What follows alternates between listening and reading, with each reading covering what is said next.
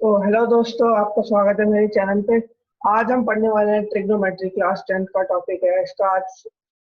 आज इसका हम इंट्रोडक्शन करेंगे ट्रिग्नोमेट्री का। तो चलिए शुरू करते हैं।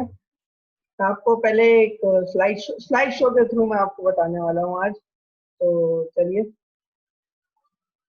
तो पहले हम पावर पॉइंट खोल लेते हैं। ये हमने पावर पॉइंट खोल लिया है। Let's move on to slide show. Okay, so we are here. I have started the slideshow.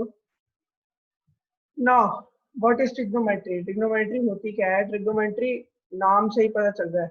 Trigno trigno word का मतलब ही होता है, ट्रिग्नो वर्ड का मतलब होता है रिलेटेड टू ट्राइंगल्स।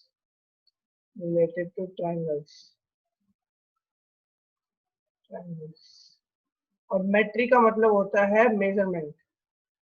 मेजरमेंट मेंट तो और क्लास 10th में हम जब इसको पढ़ते हैं तो ये मेनली बेस्ड होती है ट्राइंगल्स के ऊपर।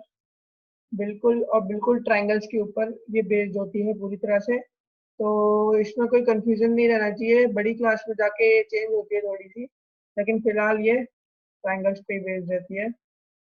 सो मैं पहले आपको बता दूं इसका क्या एप्लीकेशन रहता है। अपना एक चैप्टर भी है इसमें, एप्लीकेशन ऑफ ट्रिग्नोमेट्री। सो मैं सबसे पहले बता दूं, जैसे जब माउंट एवरेस्ट को खोजा गया तो उसकी हाइट पता लगाने के लिए हमने ट्रिग्नोमेट्री का इस्तेमाल किया। वो एक टूल होता है, उस टूल के बारे में हम अगले चैप्टर में पढ़ेंगे। मान लीजिए माउंट एवरेस्ट हमारा है, ये हम खड़े हैं, ये हम खड़े हैं। तो हम लोग जब इसको देखेंगे,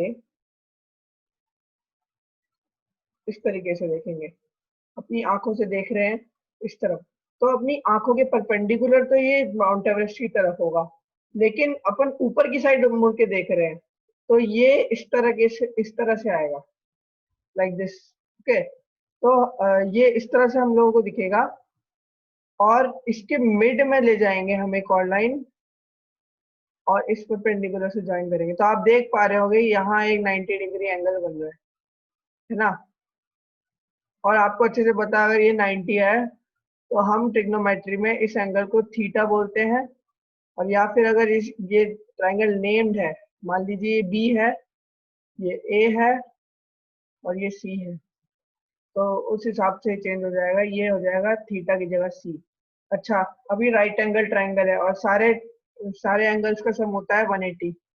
all angles are equal to 180 in a triangle. तो हमें अच्छे से पता है ये 90 डिग्री हो गया, ये थीटा हो गया। तो क्या होना चाहिए? 90 plus theta, theta plus x, जो एंगल हमें पता लगाना है, इक्वल टू 180 है। ठीक है, तो 90 को इधर लेके जाएंगे, थीटा को इधर लेके जाएंगे, तो ये एक्स इक्वल्स टू हो जाएगा 90 माइनस थीटा। ठीक है, तो ये इस तरीके से हमारी ट्रिग्नोमेट्री वर्क करती है। ये तो मैंने एक सिंपल कॉन्सेप्ट बताया, ये ट्राइंगल्स वाला चैप्टर उसमें भी यूज हो जाएगी ये बात। तो हम इसके लिए अब आगे बढ़ सकते हैं चाहे तो। मैंने आपको एक कॉन्सेप्ट बता दिया है किस तरह से काम करता है। अभी मैंने बताया कि ये राइट एंगल ट्राइंगल्स के लिए काम करता है। तो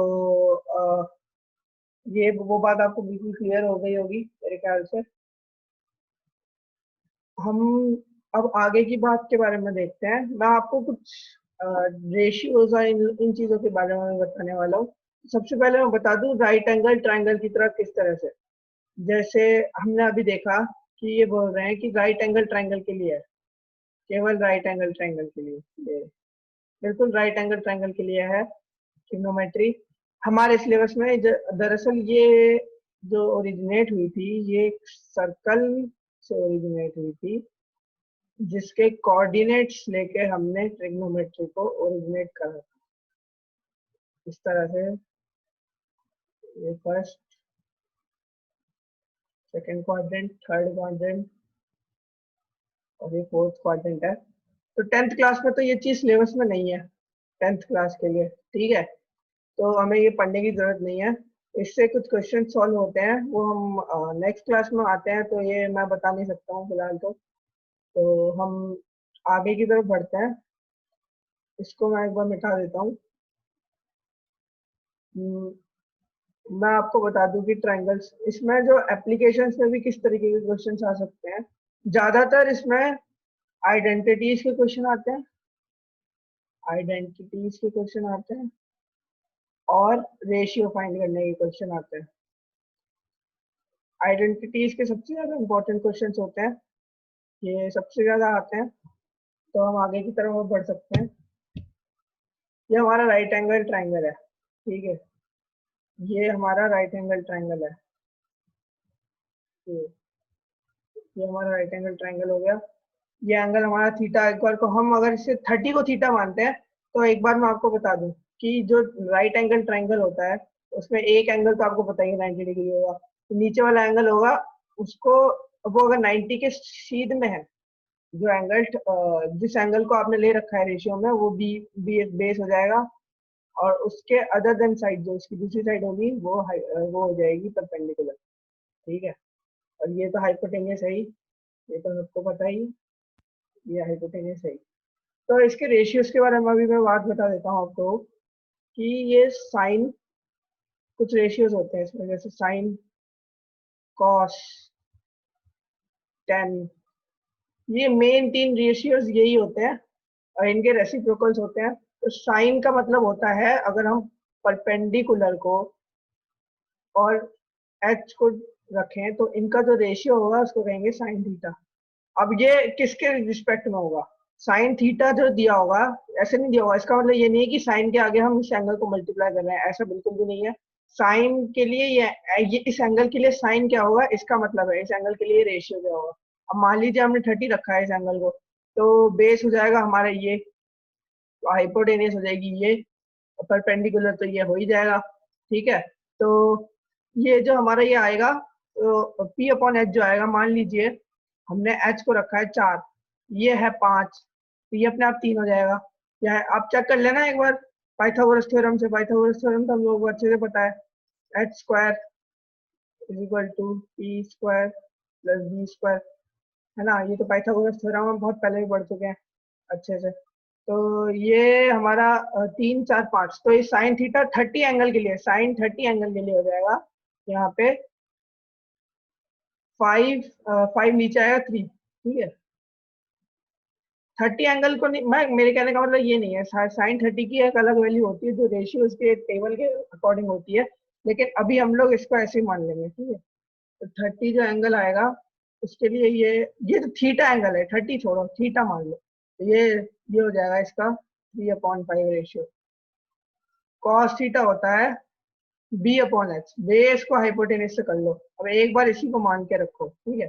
इस 30, इस वाले एंगल को, इस वाले एंगल को मान के रखो, तो यहाँ पे हो जाना चाहिए, बेस क्या है 4, 4/5, और टेन थीटा होता है, tan theta is equals to sine theta upon cos theta. अब देख लो, अब मैं आपको बताता हूँ, ये इसके इक्वल होता है, हमने इसको एक रिलेशन दिया हुआ है, ठीक है। तो साइन थीटा क्या होता है, पी अपॉन एच होता है ना, होता है ना। तो बी अपॉन एच नीचे चला जाएगा, एच से एच कटेगा तो ये बच जाएगा पी अपॉन बी। तो हमारा टेन थीटा होता है पी अपॉन बी, ठीक है। पी अपॉन बी अपना टेन थीटा होता है। टेन थीटा के बारे में थोड़ा इनको मिटा के बताता हूँ, थोड़ा गंदा सा हो गया है। ये अपना टेन थीटा हो जाएगा P upon B, to P upon B. तो ये tan theta P upon B है, तो क्या आ जाएगा, इसमें हाइपोटेनिस का कोई इन्वॉल्वमेंट नहीं होगा, तो ये हो जाएगा 3/4। तो इस तरीके से हम रेशियोज को लेते हैं। तो इस तरीके से मैंने आपको बताया। अच्छा, अगर हम इस वाले एंगल को थीटा मान लेंगे ना, तो ये बेस हो जाएगा, ये परपेंडिकुलर हो जाएगा, ये हाइपोटेनिस हो जाएगा। आप इसको इस तरीके से पलट देना ट्रायंगल को, तो ये ट्रायंगल जो है इस तरीके से हो जाएगा। बहुत आसान कैसे हो जाएगा, एक मिनट रुको, ऐसे नहीं होगा। ये ट्रायंगल इस तरह, पहले ये बेस जो रहेगा, और हाँ ये ऐसे हो जाएगा, ऐसे ये 60 रहेगा, ये 30 रहेगा, ये 90 रहेगा ही, तो एक तो 90 रहेगा ही इसमें। अच्छा, 90 से बड़ा कोई ट्रायंगल, ऐसे नॉन ट्रायंगल्स के अंदर 90 से बड़ा कोई एक एंगल नहीं हो सकता, उससे बड़ा कोई अगर एक एंगल हो गया, मान लीजिए 90 से बड़ा कोई एक एंगल हो गया, तो फिर वो साइड इसको छोड़ के आगे बढ़ जाएगी, फिर उसको जोड़ेंगे तो फिर वो क्वाड्रिलेटरल बनेगा, जो कि पॉसिबल है। तो आगे बढ़ते हैं। ये स्लाइड मैंने खाली छोड़ रखी है, मैंने सोचा है कि मैं इस पर आपको और बताऊंगा। तो हम इस समय ना एक काम करते हैं, कुछ मैं आपको एक्यूट एंगल्स के लिए ना कुछ आइडेंटिटीज बता देता हूँ, ठीक है। जैसे आपने मान लिया ये है साइन थीटा, ठीक है, ये साइन थीटा गिवन है आपको,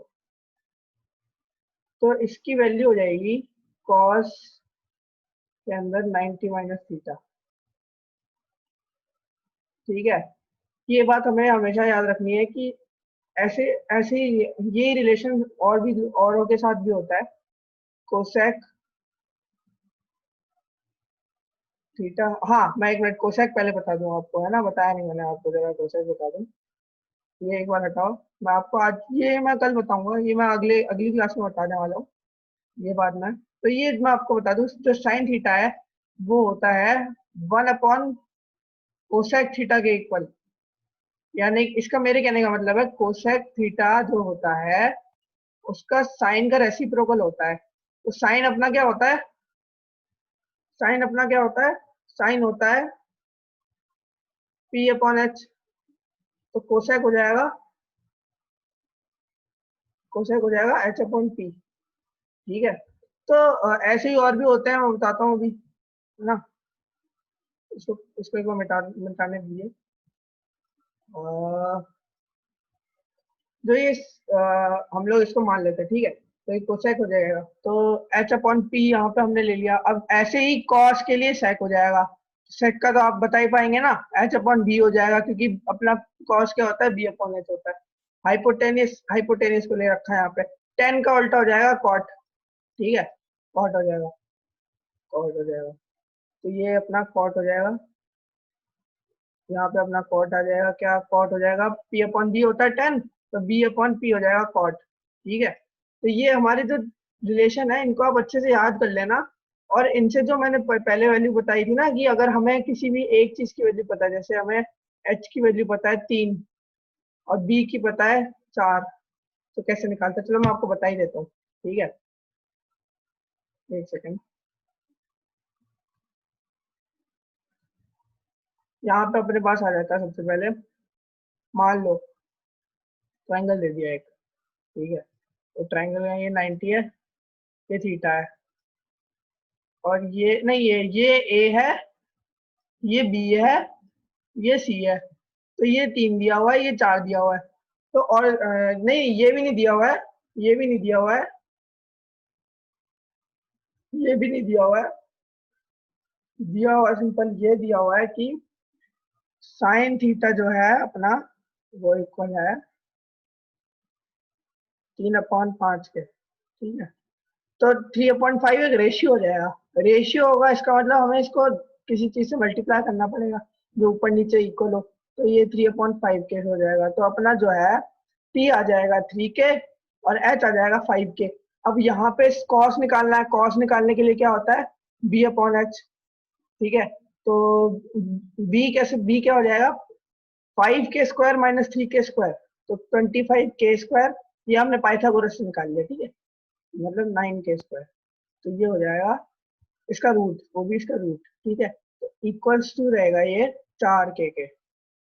तो ये हो जाएगा 4 के अपॉन 5 के, के से के कटेगा, 4/5 हो गया। ऐसे ही अब बाकी रेशियो निकाल लेना। तो यही मैं आज की क्लास में तो मैं इतना ही बताने वाला था, ठीक है। तो आगे की बात में हम रेशियोज, आगे वो कॉम्प्लीमेंट्री एंगल के रेशियोज और आइडेंटिटीज के बारे में पढ़ेंगे। तो आज के लिए बस इतना ही। लाइक करो, सब्सक्राइब करो चैनल को, यार बहुत ही कम सब्सक्राइबर्स हैं, थोड़े सब्सक्राइबर बढ़ेंगे तो और अच्छा कंटेंट आएगा, ठीक है।